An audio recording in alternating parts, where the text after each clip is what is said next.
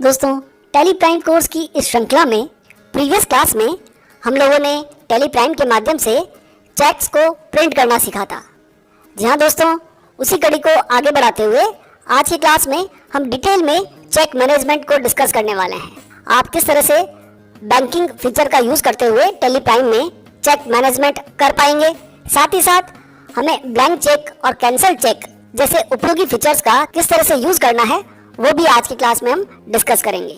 आगे बढ़ने से पहले हमेशा की तरह मेरा आपसे निवेदन रहेगा कि यदि अभी तक आपने हमारे इस चैनल को सब्सक्राइब नहीं किया है तो प्लीज़ ज़रूर कर लीजिएगा।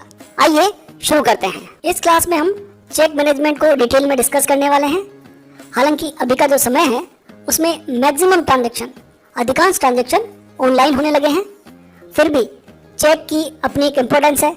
बिजनेस में बहुत सारे ट्रांजेक्शन ऐसे होते हैं या बहुत सारे बिजनेस ऐसे हैं जो अभी भी चेक के माध्यम से ट्रांजैक्शन करते हैं। एज अ अकाउंट प्रोफेशनल अब हमारी ये जिम्मेदारी है कि हम चेक से जुड़े ट्रांजैक्शंस को बेटर मैनेज कर सकें, ताकि हमारे डेली के जो डे टू डे एक्टिविटीज़ है, बिजनेस के जो ऑपरेशंस हैं वो स्मूथ हो सकें। और हमें किसी चेक को सर्च करना है, किसी चेक के बारे में कोई इन्फॉर्मेशन निकालनी है तो वो आसानी से हम निकाल सकें। तो टैली में हम सबसे पहले बैंक लेजर से शुरुआत करेंगे। बैंक लेजर में हम चेक बुक्स को कॉन्फ़िगर करेंगे। उसके बाद चेक रजिस्टर्स के बारे में पढ़ेंगे, जिसमें बैंक वाइज, रेंज वाइज या स्टेटस वाइज चेक्स की किस तरह से रिपोर्ट्स हम एक्सेस कर सकते हैं या किसी चेक से जुड़े ट्रांजैक्शन को किस तरह से हम सर्च कर सकते हैं। तो चलते हैं हम टैली प्राइम में और प्रैक्टिकली चेक मैनेजमेंट को इम्प्लीमेंट करते हैं। जब भी हम चेक के थ्रू कोई ट्रांजैक्शन पोस्ट करते हैं तो आपने नोट किया होगा, मैं आपको ट्रांजैक्शन दिखाता हूँ यहाँ पर। जैसे ये ट्रांजैक्शन है, इसमें देखिए हम चेक से पेमेंट कर रहे हैं। तो पेमेंट करते वक्त हमें टैली बैंक एलोकेशन स्क्रीन पर चेक नंबर पूछता है, जिसे हम इंस्ट्रूमेंट नंबर कहते हैं, और हमें ये नंबर चेक से यहाँ पर इंसर्ट करना होता है, इनपुट करना होता है, और पूरी सावधानीपूर्वक ये नंबर हमको टाइप करना होता है। तो कितना बढ़िया रहे कि ये नंबर ऑटोमेटिक यहाँ पर प्रिंट हो जाए। तो उसके लिए ऊपर चेक रेंज नाम से एक ऑप्शन दिखाई दे रहा है, यहाँ से हम चेक बुक को कॉन्फ़िगर कर सकते हैं।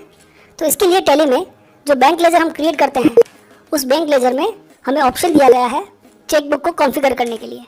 हमें जो चेक बुक रिसीव होती है उस चेक बुक में जो चेक नंबर्स हैं उन्हें हम अपने बैंक लेजर में डिफ़ाइन कर सकते हैं। जैसे ये हमारे बैंक का एक लेजर है। इस बैंक लेजर में नीचे की तरफ आप देखेंगे बैंक कॉन्फ़िगरेशन के जो ऑप्शंस आ रहे हैं उसमें फर्स्ट ऑप्शन ही set alter range for cheque books है। इट मीन्स आप चेक बुक्स की रेंज को यहाँ पर इस ऑप्शन के माध्यम से सेट कर सकते हैं। जैसे आप इसे यस करेंगे तो टैली आपसे चेक बुक की रेंज के बारे में पूछेगा।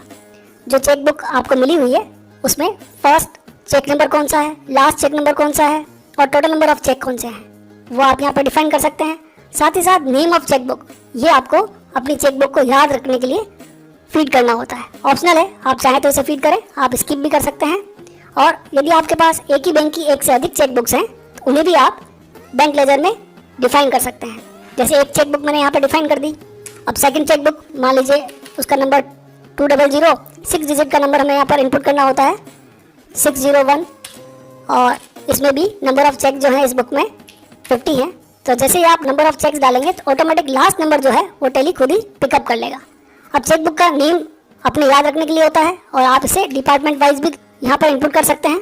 जैसे purchase department, sales department, sales manager, इस तरह से जिसको भी आपने इशू किया है पर्सन वाइज भी आप यहाँ पर डिफाइन कर सकते हैं। फाइनेंशियल ईयर के अकॉर्डिंग भी आप डिफाइन कर सकते हैं। जैसा भी आपको ठीक लगे वैसे आप चेक बुक्स को यहाँ पर डिफाइन कर सकते हैं। और इसका फ़ायदा क्या होगा, मैंने आपको बताया अभी कि जो भी ट्रांजेक्शन हम करेंगे उसमें चेक्स ऑटोमेटिकली रिफ्लेक्ट करेंगे, चेक नंबर ऑटोमेटिक वहाँ पर प्रिंट हो जाएगा। जैसे ये ट्रांजेक्शन्स हैं, इनमें आप देखिए चेक से हम पेमेंट करेंगे। चेक रेंज में दोनों चेक बुक्स जो मैंने इस बैंक के लिए कॉन्फ़िगर की थी वो यहाँ पर डिस्प्ले हो रही है। उसके अकॉर्डिंग ऑटोमेटिक चेक नंबर यहाँ पर प्रिंट हो जाता है। मैं एक नया आपको ट्रांजेक्शन पोस्ट करके दिखाता हूँ। सपोज 10 जून का हम ट्रांजेक्शन पोस्ट कर लेते हैं, इलेक्ट्रिसिटी एक्सपेंसेस का 5000 रुपीज़। और यहाँ देखिए आप ऑटोमेटिक चेक नंबर या इंस्ट्रूमेंट नंबर यहाँ पर प्रिंट हो गया है 100,00708। तो इस तरह से चेक रेंज को डिफाइन करने से ये हमें फ़ायदा होता है कि auto cheque numbers Tally pick कर लेता है। चेक नंबर्स को बैंक लेजर में डिफाइन करने के बाद यदि आपको चेक से जुड़े हुए सभी ट्रांजैक्शन देखने हैं, कौन से चेक आपने किसको इशू किए, ये सारी रिपोर्ट्स एक्सेस करनी है तो गेटवे ऑफ टेली में ही आपको यूटिलिटीज सेक्शन में बैंकिंग ऑप्शन मिलेगा। इस बैंकिंग ऑप्शन में सेकंड ऑप्शन आपको मिल रहा है चेक रजिस्टर। इस चेक रजिस्टर को जब आप एक्सेस करेंगे तो यहाँ पर आपको जितने भी बैंक्स के लेजर्स आपने अपनी कंपनी में क्रिएट किए हैं उन सब के नेम आपको यहाँ पर दिखाई देंगे। और अगले कॉलम में अवेलेबल चेक्स 92 चेक्स यहाँ पर अवेलेबल है IDBI करंट बैंक अकाउंट के लिए। रिकनसाइल्ड कितने ट्रांजेक्शन हैं, अनरिकनसाइल्ड कितने ट्रांजेक्शन है, ब्लैंक चेक कितने इशू किए हैं आपने, कैंसल्ड चेक कितने हैं, आउट ऑफ पीरियड जो चेक इस फाइनेंशियल ईयर की देन से रिलेटेड नहीं थे वो आएंगे आउट ऑफ पीरियड वाले कॉलम के अंदर, और टोटल चेक्स कितने हैं वो आपको लास्ट कॉलम में दिखाई देगा। यदि आप किसी भी बैंक लेजर पर एंटर करेंगे यहाँ पर रेंज वाइज आपको रिपोर्ट मिलेगी। इस बैंक लेजर में हमने 2 चेक बुक्स की रेंज को डिफाइन किया था। जैसे हम रेंज को एंटर करेंगे तो उस चेक बुक से रिलेटेड सारे चेक्स के नंबर्स भी दिखाई देंगे, और किसी चेक के थ्रू कोई ट्रांजेक्शन हुआ तो वो सारे ट्रांजेक्शन भी हमको यहाँ पर दिखाई देंगे। साथ ही साथ उस चेक का जो स्टेटस है, unreconciled, cancelled, blank cheque, available, date, particulars, voucher type, date और अमाउंट, सारा कुछ इस रिपोर्ट में हमको देखने को मिलता है। यदि ट्रांजेक्शन्स बहुत ज़्यादा होते हैं और आप पर्टिकुलर किसी स्टेटस के थ्रू चेक्स को सर्च करना चाहते हैं तो उसके लिए यहाँ पर एक शॉर्टकट कमांड यूज़ करनी है आपको, F8। साइड में जो बटन बार है उस पर कमांड मिलेगी आपको F8 चेक स्टेटस। जैसे आप F8 प्रेस करेंगे तो आपको सारे चेक से रिलेटेड स्टेटस दिखाई देंगे। अवेलेबल में जो भी चेक अवेलेबल हैं, जो अभी तक आपने यूज़ नहीं किए हैं, जो इशू करने के लिए तैयार हैं, वो सारे आपको यहाँ पर दिखाई देंगे।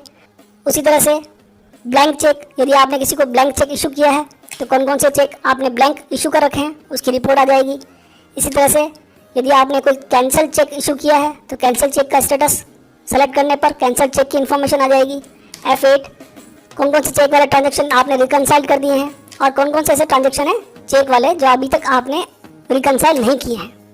तो ये सारी इन्फॉर्मेशन चेक स्टेटस के थ्रू आप यहाँ पर सर्च कर सकते हैं, और इसी रिपोर्ट से आप F4 प्रेस करते हुए चेक रेंज को चेंज भी कर सकते हैं। जैसा कि मैंने बताया इस बैंक लेजर के लिए हमने 2 चेक रेंज डिफाइन की थी।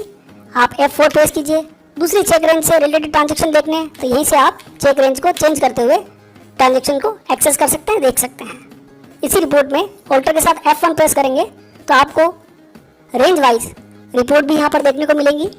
जिन बैंक लेजर में अभी तक आपने चेक रेंज डिफाइन नहीं कर रखी है उनके साथ नॉट इन रेंज अलग से एक टाइटल दिखाई देगा।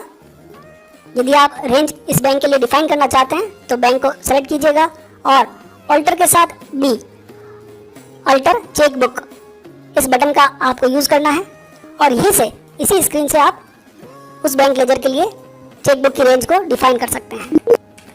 जब आप बैंक वाइज रजिस्टर देख रहे होते हैं और आपको किसी ट्रांजेक्शन को सर्च करना है तो उसके लिए यहाँ पर आपको एक बहुत अच्छा ऑप्शन मिलेगा, क्विक सर्च। ऑल्ट के साथ आप जब Q प्रेस करेंगे तो सारे बैंक लेजर जितने भी आपने बैंक लेजर अपनी कंपनी में डिफाइन कर रखे हैं उन सब से जुड़े हुए बैंक ट्रांजेक्शन आपको यहाँ पर लिस्टेड दिखाई देंगे, और आप ऊपर सर्च डिटेल डालेंगे और उस पर्टिकुलर ट्रांजेक्शन को आप सर्च कर सकते हैं। आप किसी पार्टी के नेम के अकॉर्डिंग सर्च कर सकते हैं, किसी अमाउंट के अकॉर्डिंग सर्च कर सकते हैं। जैसे मुझे देखना है 5000 वाले कौन कौन से चेक मैंने इशू किए हैं, तो 3 ट्रांजेक्शन ऐसे हैं जो 5000 के हैं। इसी तरह से किसी पार्टी के अकॉर्डिंग सर्च करना है तो आप पार्टी का नाम जस्ट टाइप करेंगे तो उससे रिलेटेड ट्रांजेक्शन हमारी स्क्रीन पर आ जाएगा। चेक नंबर के थ्रू आपको सर्च करना है तो आप चेक नंबर के थ्रू सर्च कर सकते हैं। तो ये बहुत अच्छा ऑप्शन है जिसके माध्यम से हमने जितने भी ट्रांजेक्शन किए हैं चेक से रिलेटेड उन्हें सर्च करना काफ़ी आसान हो जाता है, और यहाँ से हमारा काम काफ़ी ईजी हो जाता है। अब इसी रिपोर्ट में एक कॉलम आपको दिखाई दे रहा है ब्लैंक और एक दिखाई दे रहा है कैंसल्ड। यदि आपको कभी कोई ब्लैंक चेक इशू करना हो तो आप किस तरह से कर सकते हैं, आइए वो सीख लेते हैं।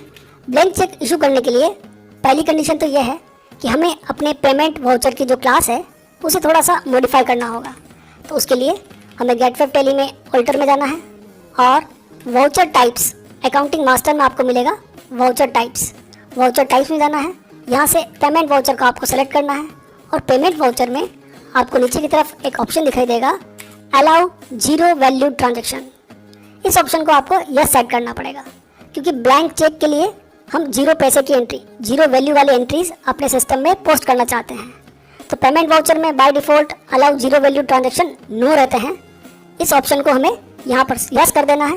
इससे हम ब्लैंक चेक इशू कर पाएंगे। जब इस ऑप्शन को हम यस कर देंगे और फिर से हम अपने चेक रजिस्टर में जाते हैं। चेक रजिस्टर में जाने के बाद चेक रेंज को ओपन कर लीजिए। चेक रेंज के बाद जिस चेक को आप ब्लैंक चेक की तरह यूज़ करना चाहते हैं उस चेक को आप सेलेक्ट कर लीजिए। सेलेक्ट करने के लिए जस्ट आपको कीबोर्ड से स्पेस बार प्रेस करना है, वो पर्टिकुलर चेक नंबर सेलेक्ट हो जाएगा और उसके बाद आपको शॉर्टकट की ऑल्टर के साथ एस प्रेस करना है। ऑल्टर एस ऑल्टर स्टेटस के लिए यहाँ पर यूज़ होता है। जैसे आप ऑल्टर एस प्रेस करेंगे आपको दो स्टेटस चेंज करने के लिए यहाँ पे टैली आपसे पूछेगा, ब्लैंक चेक और कैंसिल चेक। यदि आप ब्लैंक चेक इशू करना चाहते हैं तो ब्लैंक चेक स्टेटस को सेलेक्ट कीजिएगा, पेमेंट वाउचर ओपन हो जाएगा और जिस पार्टी के लिए आप चेक इशू कर रहे हैं, जैसे मैं यहाँ पर बालाजी लिमिटेड के लिए कर देता हूँ और एंटर प्रेस करते हुए जीरो वैल्यूड, कोई वैल्यू आपको यहाँ इनपुट नहीं करनी है। चेक नंबर ऑटोमेटिक यहाँ पर रिफ्लेक्ट करेगा और एंट्री को आप एक्सेप्ट कर लीजिए, सेव कर लीजिए। अब आप यहाँ पर देखेंगे चेक नंबर 709 जो हमने सेलेक्ट किया था ब्लैंक चेक के नाम से यहाँ पर लिस्ट हो चुका है। इसी तरह से किसी चेक को आप कैंसिल करना चाहें, सेम मेथड आपको अप्लाई करना है। उस पर्टिकुलर चेक नंबर को आपको सेलेक्ट करना है, ऑल्टर के साथ एस प्रेस करना है, कैंसिल चेक ऑप्शन का यूज़ करना है और यहाँ पर आपको चेक किस वजह से आपने कैंसिल किया है उसका रीज़न आप यहाँ पर टाइप कर सकते हैं। जैसे आप इसे एक्सेप्ट करेंगे तो वो पर्टिकुलर चेक जो हमने सेलेक्ट किया था वो कैंसिल चेक के रूप में यहाँ पर लिस्ट हो जाएगा। इसी स्क्रीन से आप रिकन्सिलेशन भी कर सकते हैं। उसके लिए ऑल्टर के साथ आर आप प्रेस करेंगे तो रिकन्सिलेशन की स्क्रीन यहीं पर ओपन हो जाएगी और यहाँ से आप रिकन्सिलेशन वाला काम भी आसानी से कर सकते हैं। किसी ट्रांजेक्शन के लिए आपको नया वाउचर क्रिएट करना हो तो उसके लिए भी ऑल्ट जे के साथ आप क्रिएट वाउचर का यूज़ करते हुए नया वाउचर अपने सिस्टम में पोस्ट कर सकते हैं। यदि आज का हमारा वीडियो आपको पसंद आया हो, उपयोगी लगा हो, ज्ञानवर्धक लगा हो तो आप इसे जरूर लाइक करें, शेयर करें और कमेंट करें। आज की वीडियो में इतना ही, मिलते हैं अगले वीडियो में। तब तक के लिए खुश रहिए, सीखते रहिए, सिखाते रहिए। वीडियो देखने के लिए आपका बहुत बहुत धन्यवाद।